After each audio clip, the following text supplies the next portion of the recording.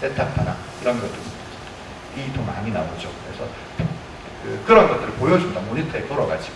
그래서 자, 모니터를 보시고 당신이 이완이 되면 요게 많이 나와요. 그러니까 어쨌든 이걸 유도해 보세요. 이렇게 하는 겁니다. 다른 이완법을 결합해서 사용하면 좋겠죠. 그러니까 뭐 이완적 심상이나 호흡법을 가르쳐주고 이렇게 하시면서 이게 되는지 봐라. 그 다음에 이게 되면은 이게 당신이 잘하고 있는 거다. 이렇게 하는 게 좋은데 이게 센서를 쓰니까 개인용 도구를 쓰니까 좀 폼이 나 보이고 그 다음에 뭔가 하는 것 같고 이래서 보통 이제 개인 대상 세션에서 많이 사용합니다. 개인 의원들에서 많이 사용하고요. 보통 뭐 40분씩 해서 뭐 5주 이렇게 하는데 비싸요. 기계도 비싸고 세션도 비싸고 이게 보험 수도로 받는 게 아니어서 그냥 받는 게 자기 마음대로 받으면 되거든요. 그렇게 많이 사용하는 방법입니다. 예, 많이 쓰는 이완법들은 뭐 이런 것들이고 제가 말이 좀 빠른가요? 제가 좀 마음이 급해서 말을 좀 빨리 하고 있습니다. 예. 명상은 뒤에 다시 얘기드렸지만 참 하부하기 어려운 단어입니다. 정의하기 어려운 단어입니다. 그래서 어쨌든 지금은 일단 이렇게 말씀드리고 싶은데 명상 상태에 들어가면 생리적으로 이완되는 것은 사실입니다. 대부분의 실용적인 명상이 생리적인 이완의 효과들을 사용하려고 합니다. 근데 보통 이제 생리적으로 이완이 되면 의식 수준이 같이 떨어집니다. 이완이 되면 보통 이제 우리가 몽해지죠. 의식 수준이 약간 떨어집니다. 영어로 말하면 이제 아주 얼러트하지 드라우지해지는 건데 명상 상태는 이렇게 생리적으로 이완되지만 의식 상태는 논뇌지를 요구하는 거죠. 생각을 해보면. 그래서 이거를 허버트 벤슨은 패러독시칼한 컨셔스 스테이트 이런 표현을 썼습니다. 그러니까 이율배반적인 의식 상태. 이완되는데 명료한.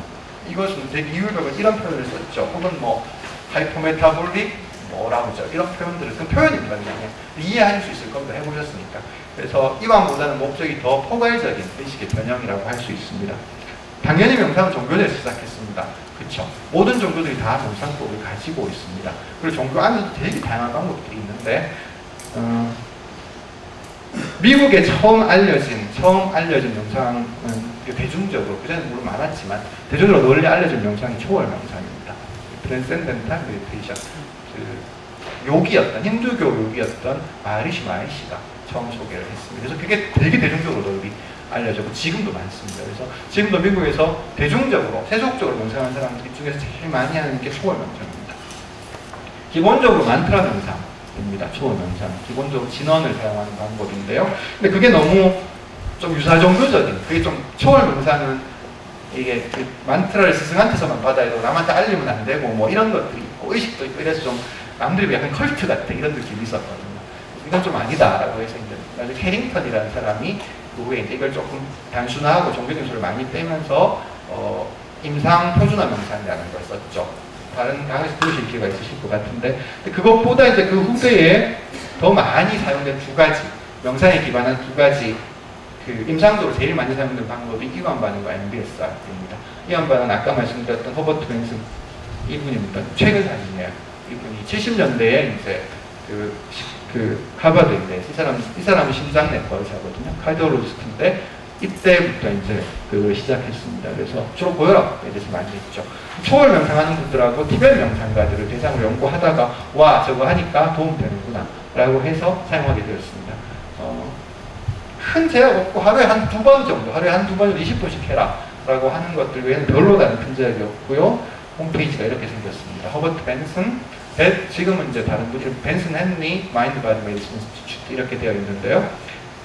관심 있으시면 한번 찾아보시면 좋을 것 같고요. 되게 다양한 프로그램들을 갖고 있습니다. 그래서 뭐 작업장에서 혹은 뭐 불안 환자를 대상으로 이런 식으로 교사들을 대상으로 이런 식으로 다양한 세팅에서 그 명상 프로그램들을 진행하고 있고 핵심이 되는 수련 지침이 이렇습니다. 만트라 명상이라는 거 한번 쭉 읽어보시면 아실 수 있을 겁니다. 만트라 명상인데 본인이 좋아하는 단어를 선택할 수 있도록 되어 있어서 그것들을 호흡에 얻도록 되어 있습니다. 그래서 보통 20분, 이 방법의 기준은 20분이고요. 하루에 2번 정도 하라는 게 기준입니다. 원래 MBSR은 한 세션에 45분이 기준이죠. 원래 MBSR은 한 세션에 45분이 기준입니다. 근데 릴렉세이션 리스판스는 20분이 기준인데요. 근거가 뭘까요? 혹시 그런 생각 안 해보셨어요? 보통 20분 하거나 45분 하는데 왜 20분 하거나 45분 할까? 그런 생각 안 해보셨어요? 15분 해도 되고 18분 해도 되고 30분 해도 될 것 같은데 네, 근거가 없어요. 뚜렷한 근거가 없습니다. 그렇게 하는. 그래서 어떤 사람은 그냥 서양 표준 명상 시간이라고 부르자 이렇게 얘기하는 분들도 있습니다. 20분과 45분. 우리나라는 좀 다르죠. 불교에서는 전통적으로 50분 명상하고 10분 쉬는 것을 원칙으로 하죠. 뭐 어느 게 더 옳은지에 대해서는 별로 근거가 있는 것은 아닌 것 같고요. 사실 근데 표준화할 때는 그런 것들이 되게 중요합니다. 이렇게 말씀드리지만 표준화할 때는 그런 것들을 따지는 게 되게 중요하죠. 마인드풀리스, 비파사나에서 온 거죠. 이건 뭐 여기서 하고 있으니까 다 잘 하실 거라고 생각합니다. 마음챙김이라는 게 이제 많이 사용되는 용어기는 한데 아직까지 이 용어에서는 약간의 논란이 있는 것처럼 느껴집니다. 그룹에 따라서. 그렇죠? 마음챙김을 요즘 다른 말을 쓰다 이런 부분도 없는 것은 아니지만 어쨌든 많이 사용되는 것은 마음챙김이라는 번역인 것 같습니다. 얼마 전에 어떤 논문을 봤더니 이걸 마음충만 명상 이렇게 번역하신 분도 있더라고요. 아마 이게 풀이 꽉 찬다는 뜻으로 보이셨나 봐요. 참 공부 되게 안 했나 보다 이런 생각했었는데 네, 뭐 보통 핵심으로 우리가 얘기하는 지침, 지금 여기 판단 없이 알아차리기는 비파산 사띠라고 말하는 거죠. 사띠라고 말하는 핵심적인 지침이죠. 물론 사띠만 있는 것은 아니지만 제가 보기에 실용적으로 사용할 때는 이 정도면 충분한 것 같습니다. 더 불교적인 용어들을 도입하거나 불교적인 의식 상태를 도입하는 되게 현학적으로 되는 것 같아요. 그래서 이거를 기준으로 하고 거기에 이제 다른 것들 좀 실용적으로 하면 좋을 것 같고요. 이 프로그램이 제일 많이 미국에 사용되는데요. 그 이유는 표준화가 제일 잘 되어 있기 때문에 그렇습니다. 8주, 한 세션에 45분, 매일 하고, 아니 매일이 아니죠. 일주일에 5번 이상 하고, 모여서 하는 세션은 2시간 반. 그때는 이거 하고, 3가지 축은 정자명상, 바이드 스캔, 하타요가 이렇게 표준화가 잘 되어 있기 때문에 그렇습니다. 그래서 이것이 제일 미국에서 많이 사용되는 방법입니다. 그 다음에 논문도 많이 나와 있죠. 그렇기 때문에 이렇게 했더니 8주 MBS를 했더니 건전해서 그냥 건강 환자들에서 그냥 피부과 치료하는 것보다 경과가 좋다거나 증상 개선이 또 일어났다거나 이런 것들이 있고 잘 아시는 MBCT나 이런 것들도 그래서 개발이 되어 있는데 핵심이 되는 이유는 표준화가 잘 되어 있다라고 하는 것이고요. 그 다음에 원래 닥터 준 카바찌는 원래 분자생물학자였습니다. 분자생물학을 하시다가 이제 그 상저불교에 수행을 오래 하시면서 이제 그 임상과 접목을 이분 초기에는 되게 많이 고생하셨어요. 매사추세츠 의대에서 하셨는데 그래서 이분은 기본적으로 케이스 믹스로 프로그램을 하시거든요.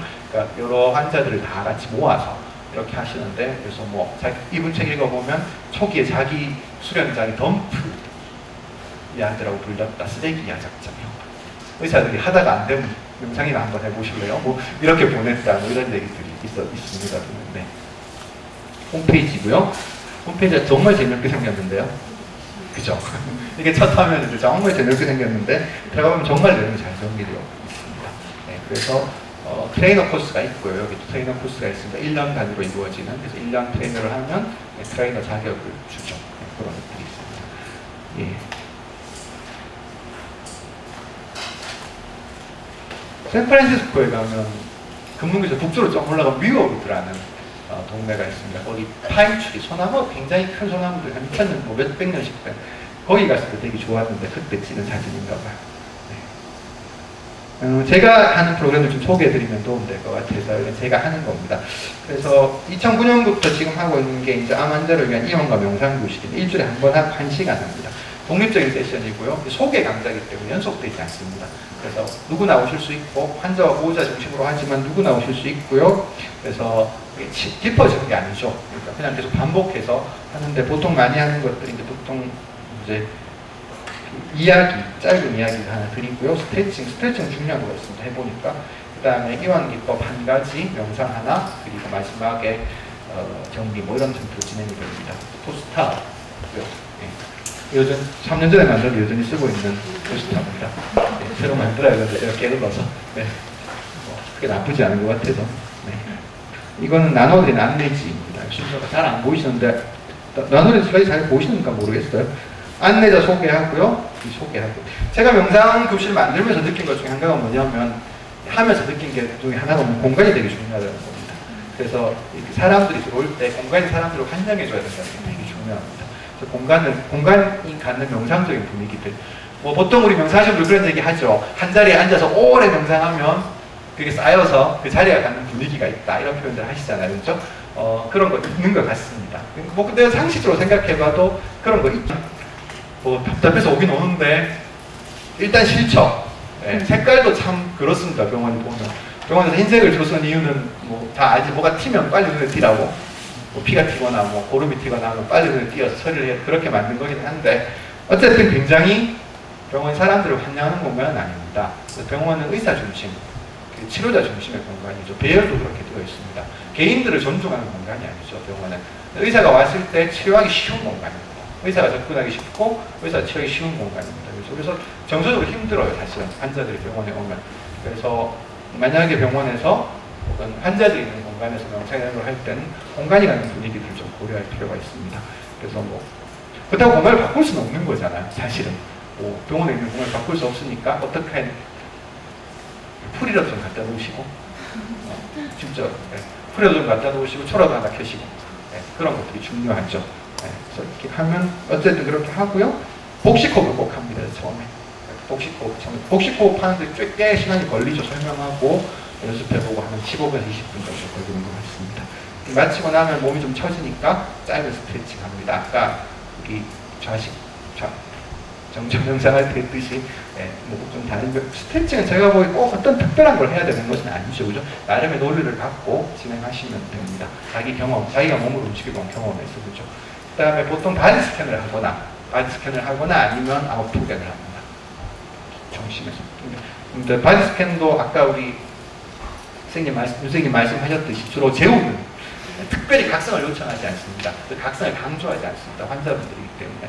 특별히 이거 하면서 의식이 처지지 않도록 또릿또릿 이런 거 하지 않고 그냥 충분히 편안하게 따라가시는데 주무시면 주무셔도 된다.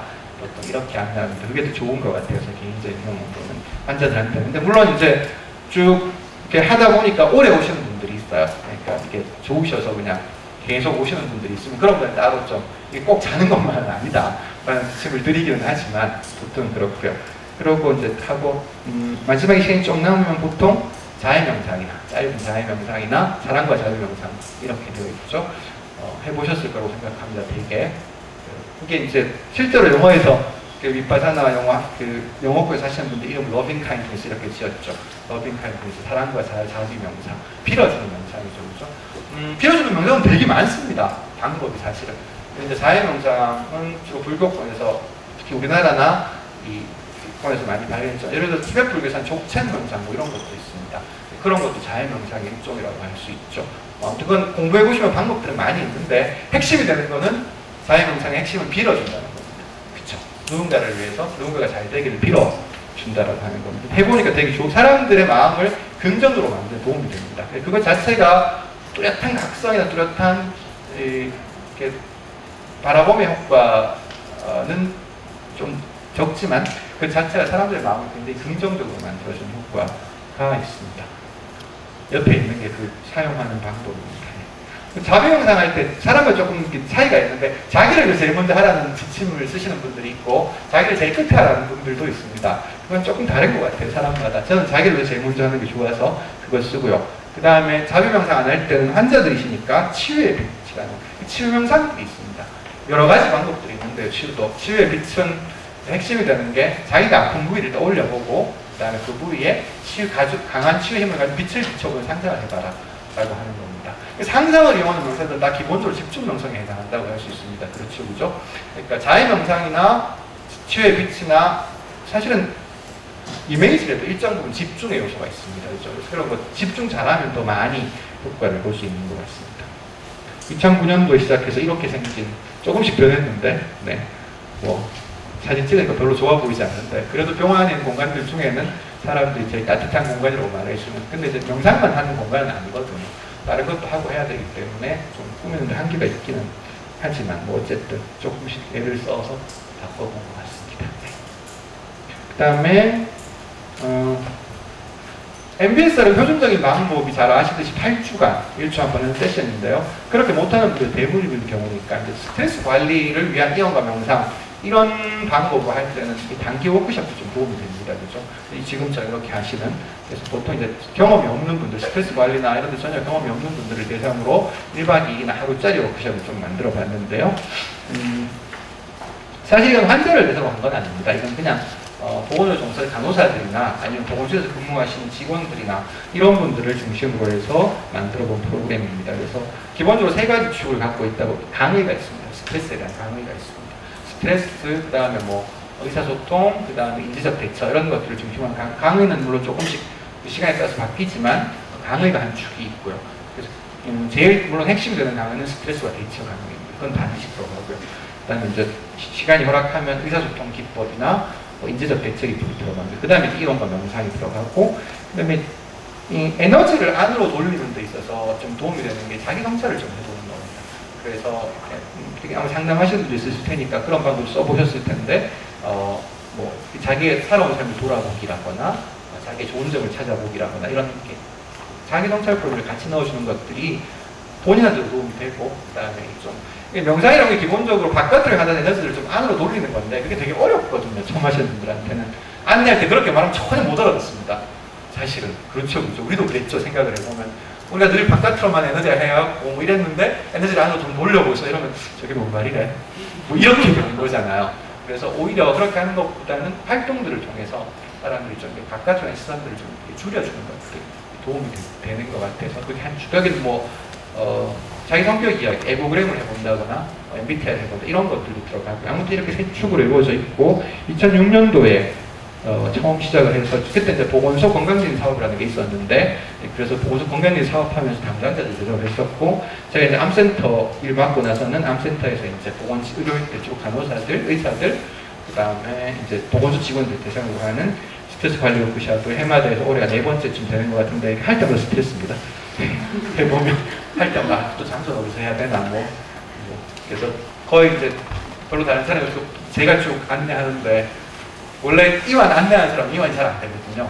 해보면 아직 도가 높지 않으면. 근데 제가 별로 도가 안 높아서 항상 하고 있으면 걱정이 되어서 하고 나면 힘든 것 같습니다. 1박 2일로 할 때는 대체로 이런 프로그램들 구성이 되죠. 그래서 보통 3개 정도씩 자기 이완 기법 3개, 뭐 명상 3개, 그 다음에 뭐 강의 3개, 그 다음에 자기 성찰 프로그램 3개 이런 식으로 들어가 있습니다. 많이 하지는 못해요. 예, 그룹을 지어서 그룹 활동을 해야 되기 때문에 20분 정도 보통 하게 되는 것 같습니다. 네, 했던 사진이 있죠. 2010년도에 했던 이거 보셨던 자기 성찰 프로그램 하는 사진이고요. 스트레칭 뭐 이런 사진들입니다. 어떤 느낌인지 많이 해보셨으니까 아실 것 같아요. 역시 핵심이 되는 정기 워크숍은 여러 주에 걸쳐서 펼쳐서 하는 겁니다. 이게 제일 표준적인 형태죠. MBSR도 8주간 하게 되어 있고 원칙적으로 하루의 세션이 있는 거죠. 그래서 보통 6주에서 8주 정도 하라는 게 보통 왜 그럴까 해봤더니 6주 하면 하지 않은 그룹과의 차이가 좀 줄고 10주 하면 8주가 더 많지 않고 보통 뭐 이런 보고가 있다라고 해서 그렇게 하신다는 자연갑상 말씀이십니다. 제가 봐도 그런 것 같아요. 어쨌든 표준적인 형태고 뭐 많이 사용되고, 이제 저는 최근엔 별로 못했고 2004년, 2005년, 2006년에 한 번씩, 2번씩 이렇게 했는데 그 다음에 제가 미국 가고 뭐 이러고 다녀와서는 좀 그래서 잘 못하고 있는데요. 2006년도에는 학생들을, 간호학과 학생들을 데리고 한번 해봤는데 결과가 나쁘지 않아서 퍼블리시를 그때 간호학과 관련해서 논문을 했던 기억이 납니다. 근데 제가 하는 거는 MBS랑 조금 달랐어요. MBS랑 조금 달라서 이 요가가 없었습니다. 하타 요가가 없었어요. 제가 하타 요가 할 줄 모르거든요. 그래서 그 부분은 빼고 그냥 다른 스트레치로 돼 있고요. 그 다음에 시간도 얘네가 주는 세션도 45분 하지 않고 20분씩만 하도록 집에서는 그렇게 했습니다. 그거는 뭐 제가 보기에는 표준화가 중요한데 어떤 것들이 절대로 옳다 그러다는 아닌 것 같아서 좀 융통성을 발휘할 수 있지 않을까라고 생각을 해서 주로 이제 쟀던 게 혈압, 불안, 우울, 뭐 스트레스 이런 거였는데, 혈압은 떨어지긴 했는데 학생들에서 원래 다 정상이었기 때문에 뭐 전부가 다 정상 범위에 들어있었습니다. 근데 불안, 스트레스 수준은 확실히 많이 바뀌었는데 이게 랜덤 알로케이션을 해서 한 거거든요. 양쪽 그룹을 랜덤으로 배정을 했는데 이상하게 처음에 기저값이 달랐어요. 그래서 실험부에도 스트레스가 높았는데, 사실 이건 좀 문제긴 했는데 어쨌든 결과가 그랬으니 할 말은 없는데, 나중에 이제 실험부는 스트레스가 오히려 낮아졌고 그 대조군 오히려 스트레스가 높아졌죠. 다른 것들도 다 그랬습니다. 불안 수준도 그랬고 그 다음에 우울 수준도 그랬고, 우울은 물론 다 정상 범위에 있기는 했지만 특별히 뭐 임상적으로 우울을 의심할 만한 학생들은 없었지만 그래도 값이 떨어진 것은 사실이었고요. 다 설문지로 했고, 이 설문지들은 다 표준화가 잘 되어 있는 그런 설문지들이었습니다. 이거는 이제 저희가 하려고 하는 건데요. 심혈관 질환 생존자들, 그러니까 심근경색을 앓거나 아니면 협심증 있는 환자들을 대상으로 해서 이제 그 저희 경남 지역에 암센터처럼 본역 심혈관 센터라는 게 있습니다. 거기에 있는 그 의사선생님 한 분하고 같이 해서 이제 포괄적인 생활습관 개선 프로그램을 하는 겁니다. 이건 뭐 명상만 하는 것은 아니고요. 운동도 하고 핵심에 대한 세 축은 운동, 식이, 그 다음에 스트레스 관리. 이완과 명상을 통한 스트레스 관리 3개 축입니다. 뭐 좋기는 매주 하면 좋겠는데 환자들 형편상 매주 오기 어렵기 때문에 월 1회씩 해서 4회기 일단 파일럿처럼 하는 거고요. 일단 한번 해보고 다음에 결과를 봐서 바꾸자고 얘기가 되었고 이제 프로그램을 다 짰고 홍보도 하고 있고 이번 달 말부터 시작을 하도록 되어 있습니다. 그래서 포스터 저희 만든 거고 저 포스터 만들어서 저걸 찍었어요. 제 발입니다. 네, 일부러 찍어서 소개하고 리플렛도 이렇게 만들어 잘 안 보이는데 저 보이면 제 손입니다. 손발 다 찍어가지고 사용했죠. 그런 거 좀 도움이 되는 것 같습니다. 그래서 월 1회씩 4세션인데 저희 직원들이 있어서 체크리스트는 매주 전화로 확인을 하도록 되어 있습니다. 숙제는 매주 하도록 되어 있고요. 그래서 이제 준비는 되었고 사실은 이제 제가 나눠드릴 음성 안내 파일 이런 거 만들어야 되는데 게을러서 아직까지 안 만들고 있습니다. 스트레스적으로. 네. 뭐 이렇게 얘기하니까 뭐 여러 가지 많이 한 것 같지만 사실은 별로 한 건 별로 없습니다. 그래서 실제로 주요 의료 체계 내에서 환자들을 대상으로 우리가 보완적으로 기존의 치료와 함께 이 방법을 사용하는 데 있어서는 여러 가지 장애들이 있습니다. 사실은 병원에 있는 입장에서 의사 입장에서 제일 큰 것은 의사들의 저항감입니다.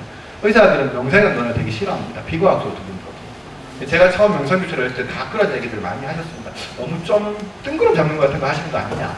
예, 그래서 한때 이름을 바꾸기로 했습니다. 그래서 명상 교실 안 하고 자가이완법 교실 뭐 이런 식으로 그 말은 좀 더 과학적으로 들린대요. 제가 보기엔 똑같은 말인데 그렇지만 그렇게 되게 중요합니다. 사실은 접근할 때. 그 다음에 환자들도 사실 여기에 대한 이해들이 높지 않습니다. 명상하는 게 뭐 집에 정말 도움이 되나? 이런 것들에 대한 이해들이 높지 않습니다. 그 다음에 계속 말씀드리지만 표준화하기 어렵습니다. 그래서 이게 지속성을 가지려면 프로그램의 표준화와 그 프로그램을 안내하기 위한 지도자들의 표준화가 필요합니다. 그래서 지도자들이 명상만 경험 숙련돼야 되는 게 아니라 임상적인 상황에 대한 이해도 있어야 됩니다. 환자들에 대한 상황에 대한 이해도 있어야 되고 그 사람이 갖고 있는 질병의 특성에 대한 이해들도 있어야 됩니다. 근데 그게 되게 어렵죠, 사실은. 그 다음에 그렇게 많은 연구 성과가 있다고 할 수 없습니다. 그 다음에 제일 현실적인 문제는 돈을 어떻게 받을 것인가 라는 문제가 있습니다. 도대체 이게 해갖고 돈을 뭐 어떻게 받을 것인가, 수가를 어떻게 받을 것인가. 그럼 의사가 할 수도 있고 간호사가 할 수도 있고 뭐 임상심리사가 할 수도 있고 있을 텐데 그럼 수가를 다르게 매길 것인가. 뭐 이런 문제들이 아직까지는 전혀 해결되지 않는 문제들입니다. 그 다음에 좀 조심스러운 문제기는 한데 사실은 명상이 맞는 건 아닙니다. 명상이 만능일 수는 없습니다. 명상은 보완적으로 사용도 효과가 있지만 뭐 명상을 하면 병이 다 낫는다거나 명상을 하면 다른 치료를 안 하는 전혀 그런 것은 아닙니다. 그럴 수가 없죠, 상식적으로. 기존 치료는 기존 치료도 하되 보완적으로 사용해야 되고 인디케이션을 분명하게 해야 됩니다. 어떤 부분에서 도움이 되는지, 어떤 사람은 하면 안 되는지, 혹은 했을 때 어느 정도까지 기대할 수 있는지에 대한 이해가 분명해야 됩니다. 그렇겠죠. 근데 이 부분들에 대해서 많은 오해나 많은 왜곡들이 있습니다. 이해할 수 있습니다. 이해할 수는 있는데 보완 대처법에 대한 한계들이 그겁니다. 의료체계 내 바깥의 의료체계와 관련 없이 이루어지니까 과장되거나 왜곡되거나 뭐 이렇게 됩니다. 그러니까 어떻게 됩니까? 더 불신하게 되죠. 의사들이나 환자들이 더 불신하게 되죠. 저건 뭐 삶이 아니야? 이렇게 되는 부분들. 그런 부분들을 어떻게 극복할 것인가? 라고 하는 문제들이 있습니다. 2007년도에 이제 AHRP라는 아주 유명한 질관리 기관이 있습니다. 이제 의료의 이 부분이 정말 얼마큼 에비던스가 있는가를 알려준 제일 권위 있는 기관입니다. 미국에서. 그래서 헬스 리서치 퀄리티 연구하는 기관인데요. 이 연구는 2007년 아주 포괄적인 명상에 관한 보고서를 냈습니다. 되게 두꺼워요. 600페이지 좀 되는 되게 두꺼운 보고서를 알버타 대학에 의뢰해서 냈습니다. 5가지 종류의 명상. 사실 뭐 우리가 보기에는 명상이 아닌 것 같기도 한데 어쨌든 5가지 명상을 대상했죠. 첫 번째는 만트라 명상. 여기에 포함된 것은 TM, 초월 명상, 이완반응, 아까 말씀드린 임상 표준화 명상을 만트라 명상으로 묶었습니다. 그 다음에 마음 챙김 명상. 이것도 제가 보기엔 꼭 이렇게 묶이지는 않을 수도 있지만 어쨌든 이 사람들은 연구의 목적상 이렇게 묶었습니다. 이건 논문을 리뷰했기 때문에 이렇게 묶은 겁니다. 선불교 명상도 여기 들어갔죠. 요가, 태극권, 기공 5가지를 리뷰를 했습니다. 그래서 결과가 이렇게 나왔습니다. 현재 여기 교과들로는 건강에 미치는 영상에서 의미를 드러내릴 수가 없다. 이게 이 보고서, 지금까지 나온 명상의 제일 과학적이고 포괄적인 보고서라고 할 수 있습니다. 이것의 검토 결과의 핵심적인 결론입니다. 뭐 나쁘다고 말하지는 않지만 확실히 효과가 있다고 말하지도 않습니다. 이 결론은 알 수 없답니다. 왜 그럴까? 너무 이 정의가 브로드하다. 같은 명상이라고 썼는데 너무 정의가 브로드하다. 그래서 워킹 데피니션이 필요하다. 이렇게 얘기합니다. 제가 보기에 그래서 명상이라는 단어는 그 포괄상의 범위로 보면 수술이라는 말이랑 똑같습니다. 거의 포괄하는 범위가. 무슨 말인지 이해되시죠? 수술법이 좋냐 나쁘냐라는 건 도저히 이게 뭐 평가할 수 있는 게 아니죠. 수술 안에는 뭐 어마어마하게 많은 세부적인 내용들이 있는데, 그래서 우리가 명상을 연구하거나 할 때는 명상 이렇게 얘기해서는 안 됩니다. 우리가 이 프로그램에서 하는 방법들은 요런 내용을 갖고 있고 요런 기간을 갖고 있고 라고 하는 것을 분명하게 줍니다. 워킹 데피니션을. 그게 되게 중요합니다. 그걸 개발할 필요가 있고요. 그것이 뭐 좋거나 나쁘거나 이런 것은 아닙니다. 제가 보기에는 제 개인적인 경험으로는 어떤 명상이 더 좋거나 나쁘거나 이런 것은 없습니다. 다 나름대로 효과가 있는데, 그것이 설득력을 가지고 적어도 주류를 체계내에서 대화하기 위해서는 표준화하는 과정과 알아들을 수 있는 용어들을 사용하는 과정들이 필요한 겁니다. 그 다음에 연구기간도 더 길어야 될 필요가 있다고 얘기하고 있죠. 그 다음에 표본도 더 커야 돼요. 말은 쉬운데 무지무지하게 어렵습니다. 사실은 돈이 무지무지하게 많이 들기 때문에. 그러나 그 현실인 것은 사실이니까 그런 부분들이 있구나라고 하는 것들은 중요하고요. 작은 연구들이라도 많이 해서 결과를 내려고 하는 것들이 이제 저희 같은 학교에 있는 사람들의 책임인 것 같습니다. 제가 생각해 보기에. 근데 참 쉬운 일은 아닌 것 같습니다. 아무튼. 그래서 뭐 앞서 말씀드렸던 것들, 그래서 내가 하는 과정들을 정확하게 기술해 둘 필요가 있습니다. 과정을 기술하는 게 중요합니다. 명상을 통해서 개인이 얻는 주관적인 의식 상태는 기술하기 어렵습니다. 그렇잖아요. 그렇죠? 그런 것들을 논란 만들지, 그런 것들을 사용하면 오히려 더 논란 만들지 전혀 합의할 수 없는 부분입니다. 그래서 예를 들어서 호흡 명상, 호흡을 이렇게 하고 요만큼의 시간 동안 해서 이만큼 했다. 거기까지. 근데 그렇고 났더니 그럼 개인들이 자기의 주관적인 인식 경험에서 무엇을 했는가? 라고 하는 것은 의학적인 영역 내에서는 별로 관심의 대상이 아닙니다.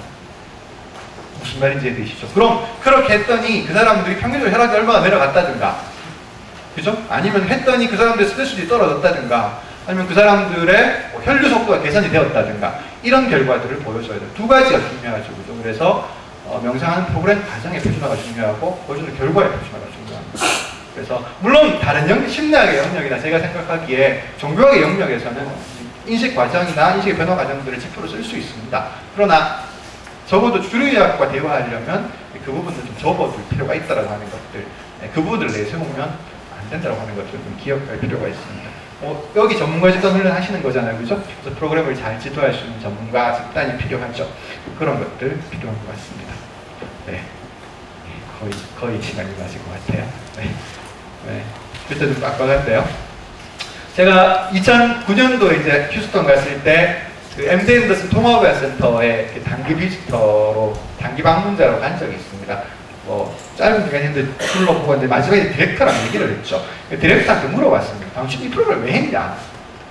이걸 왜 만들었냐, 병원에. 그랬더니 그분 대답이 환자가 원해서라. 환자가 원해서. 환자들의 요구가 너무 많아져서 그런 것들을 무시하기에는 너무 그 부분이 커졌다. 그게 제일 큰 이유다. 이렇게 얘기했어요. 저는 그 말이 맞다고 생각을 합니다. 점점 더 이런 요구들이 많아지고 있어요. 의사들도 압니다. 그래서 이제는 알기는 압니다. 근데 어떻게 해야 될지 잘 모릅니다. 바깥에서 많이 이루어지고 있습니다. 실제로 유사의학적인 접근들.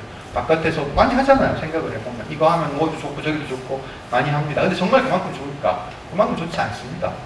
왜냐면 그것만 해갖고 그렇게 좋아질 수가 없습니다. 삶의 다른 과정들과 통합이 되고 치료의 다른 과정과 통합이 되어야 효과가 극대화될 겁니다.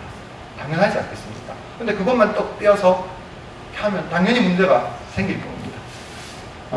이완과 명상을 생각을 해보면 좋은 점은 뭐냐면 건강과 질병의 모든 스펙트럼에서 다 사용할 수 있습니다. 건강한 사람들도 할 수 있습니다. 그죠? 더 건강해지고 질병을 예방하면서 할 수 있습니다. 질병 과정에서 할 수 있습니다.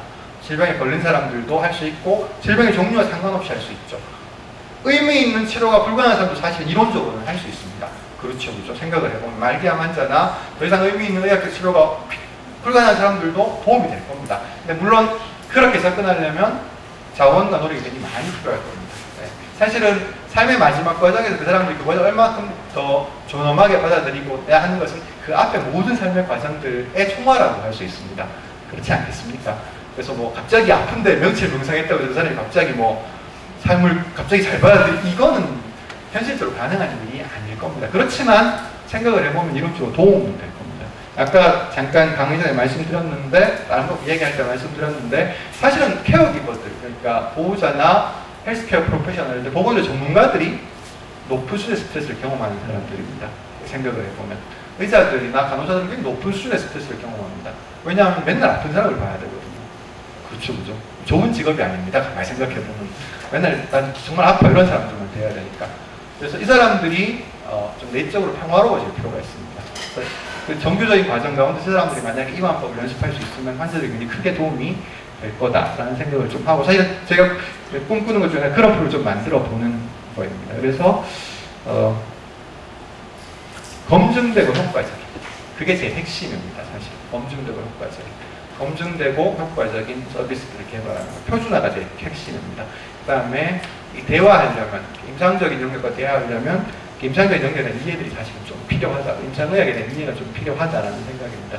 뭐 저는 어쨌든 백그라운드 의사고 뭐 이렇기 때문에 좀 다리 놓기 좋은 위치에 있다라는 생각이 듭니다. 그래서 그런 역할을 좀 할 수 있고, 그래서 양쪽에서 좀 들을 수 있는 부분이 있어서 제가 개인적으로 그건 참 좋은 일이다 라고 생각을 하는데, 그러나 어쨌든 그런 것들이 필요하고, 물론 개인들 자신의 개인적인 영상 경험에서 더 깊은 수준과 깊은 경험들을 추구해야겠지만, 그런 것들이 실용적으로 활용될 때 어느 수준에서 전해져야 하는가에 관해서는 좀 명확한 이해와 명확한 근거를 갖고 있어야 됩니다. 그래서 그 쉽지 않은 것 같습니다. 모두의 말씀드렸을 때 현대의 질병의 제일 중요한 부분은 생활습관과 관련이 있다고 말씀드렸습니다. 그죠? 생활습관 이렇게 얘기하면 보통 이제 이게 뭐 술 안 먹고 담배 안 피우고 이런 건강 행태라고 생각하지만, 가만히 생각을 해보면 생활습관이라고 하는 것은 삶의 양식이라는 뜻입니다. 그렇잖아요. 우리가 살아가는 삶의 태도, 살아가는 삶의 방식이라는 뜻입니다. 환자들한테 술 그만 먹고 담배도 끊으시고 이렇게 말하면 무슨 재미로 살아요? 이렇게 얘기합니다. 이해되죠? 그 마음이. 이해되는데, 사실은 우리 저희들 얘기하시고 그랬죠. 명상을 하면 삶을 좀 단순한 방향으로 돌려보면 또 그런 삶의 방식이라는 기쁨이 있죠. 이게 막 술 많이 먹고 이렇게 사는 것과는 또 좀 다른 기쁨들이 있습니다. 그것도 충분히 기쁜 일이, 어떻게 보면 더 삶을 더 풍성하게 전형적일지도 모르는 거죠. 그래서 의사나 환자들에게 이게 힘들거나 어렵거나 무조건 참아야 하는 과정이 아니다. 우리 삶에서 전혀 다른, 지금까지 알 수 없던 삶의 영역들을 발견하는 걸 수도 있다라고 하는 것으로 좀 접근할 필요가 있고, 그렇게 하기 위해서 치유자의 태도가 굉장히 중요합니다. 그래서 어떤 의미에서는 명상은 테크닉은 아니다 라는 생각들을 좀 하게 되는 거죠. 그래서 환자들에게도 그렇고 의사들에게도 그렇고, 어떻게 생각하면 그것은 우리 스스로가 삶의 양식들, 삶의 태도들을 훈련하는 거다 라는 생각이 듭니다. 그리고 그건 전해집니다. 아까 밖에서 얘기할 때 말씀드렸지만, 환자들은 아주 예민해져 있고 약해져 있는 사람들이기 때문에 치료자의 태도나 감정을 금방 느낍니다. 치료자가 불안해하면 전해지고, 치료자가 힘들어하면 전해집니다. 치료자가 평화로우면 전해집니다. 의사가 심장 옆에 섰는데 평화로워요. 정말 힘들겠습니다. 정말 죄송합니다. 제가 해드릴 수 있는, 이렇게 말할 때 마음이 전해지면 이게 전해집니다. 근데 그런 것들은 테크닉이 아닙니다. 그렇잖아요. 또 생각을 해보면. 그런 것들은 테크닉이 아니라 그냥 삶에 그래서 쌓여온 삶의 태도들이 있습니다. 그래서 좀 그런 연습들도 필요하지 않을까. 의사들도 그렇고 쉬운 일은 아니지만 그런 생각들을 좀 하게 되고요. 좀 정신없이 말씀드렸죠. 죄송한 좀 절갈이 없이 말씀드리는 것 같은데 되게 다 아시는 내용들이라고 생각을 합니다. 그래서 뭐 특별히 새롭거나 이런 것은 아니어서 제가 크게 도움이 되었을까 싶은 생각이 들긴 하는데, 아무튼 제 이야기를 여기까지 드리려고 하고요. 시간이 50분 딱 맞춘 것 같습니다. 혹시 궁금하신 거 있으시면 질문하시면 몇 가지 대답해 드리도록 하겠습니다. 네. 네. 작년 2월달에 MB에서 교육학할 때 전문가 표준이라는 책 같은 거 보면, 인간의 질병이 75% 내지 80%가 스트레스고 나머지는 유전적인 원리다, 이런 이야기가 들었거든요. 근데 올해 나온 책 같은 데 보면 거의 스트레스로 인한 질병이 90% 내지 95% 이렇게 나오거든요. 그러면 일반 임상의사 선생님들은 이런 원리에 대해서 어느 정도 수긍을 하신 분들, 사실 아까 말씀드린 스트레스가 단일한 개념이 아니니까 그 퍼센트를 정확하게 과학적으로 말하기는 어렵겠죠. 그러나 많은 부분들이, 그러니까 아까 말씀드린 생활 습관과 관련이 있다고 하는 것은 다 동의하는 부분이고요. 그 생활습관의 많은 부분들이 정서적인 상태, 스트레스와 관련이 있으니까 퍼센트를 딱 잘라서 이만큼 관련이 있다 이렇게 말하는 것에 대해서는 좀 저항감이 있겠지만 만성질환의 많은 부분들이 스트레스와 관련이 있다는 것에 대해서는 다 동의할 수 있는 부분이라고 생각을 합니다. 근데 임상의사들은 스트레스로 말하는 것보다는 생활습관으로 말하는 게 훨씬 접근하기 쉬워요. 일단 생활습관으로 말해놓고 근데 그게 스트레스랑 관련이 있다 이렇게 말하는 게 훨씬 설득력이 있습니다. 그런 것 같죠? 듣기에도. 네. 그런 거 별거 아닌 것 같지만 되게 중요한 겁니다. 술 많이 먹고 담배 많이 피고 운동 안 하면 병에 걸리죠. 그러니까 또 이런 예입니다. 전체 초과 사망, 그러니까 실제로는 예방할 수 있었는데 그 나쁜 생활습관 때문에 예를 들면 초과 사망의 30%는 담배 때문입니다. 그건 의사들이 다 동의합니다.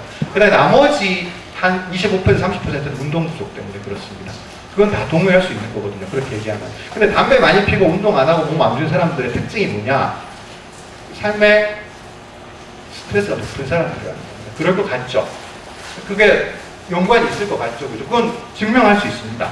제 논문에도 그런 거 찾아볼 수 있었고 해서. 그러니까 그렇게 했을 때 단순히 그 부분을 놓아둔 채 담배 끊고 운동하라고 하는 것들은 한계가 있다는 거죠.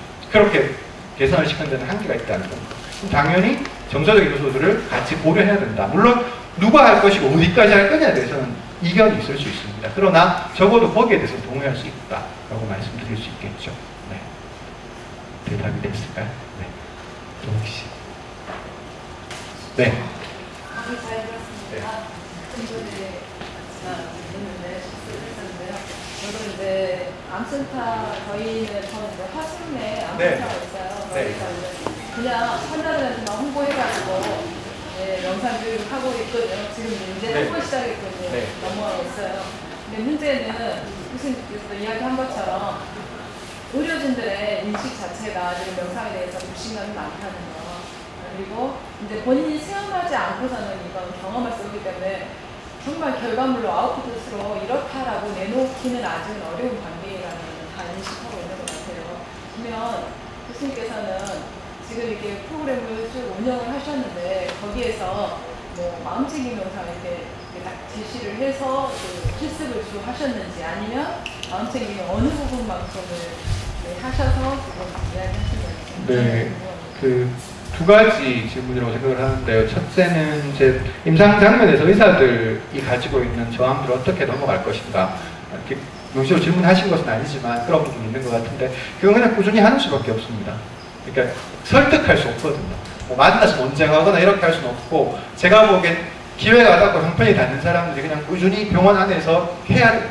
이렇게 꾸준히 해 나가면 사람들이 저 같은 경우에 저도 좀 저항이 있었습니다. 근데 저는 제가 의사고 이제 교수였으니까 좀 그게 있었죠. 이과대학 교수였으니까 좀 이렇게 상대적으로 좀 좋은 부분들이 있었는데 그래도 어쨌든 처음에는 좀 이상하다 이런 으로 보는 사람들이 좀 있었습니다. 대놓고 말은 못하지만 그래서 저런 걸 왜 하지? 이런 분위기도 좀 있었는데 한 3년 하니까 저런 걸 하나 보다 네, 이렇게 되는 부분이 실제로 있어서 꾸준히 하는 게 일단 이렇게 다른 사람들 부정적인 시각을 가진 사람들을 설득할 필요는 없습니다. 그건 설득해서 바뀌지 않거든요. 그냥 저희가 한 프로그램들을 기회가 닿는 대로 꾸준히 하는 게 중요하고요. 제가 그 두 번째 질문이 이제 마음챙김의 영역에서 뭘 했느냐라는 건데 실제로 매주 하는 프로그램에서는 바디 스캔만 거의 대부분 합니다. 키로는 바디 스캔하고 아우토기압만 합니다. 호흡 명상 이런 것들은 하지 않죠.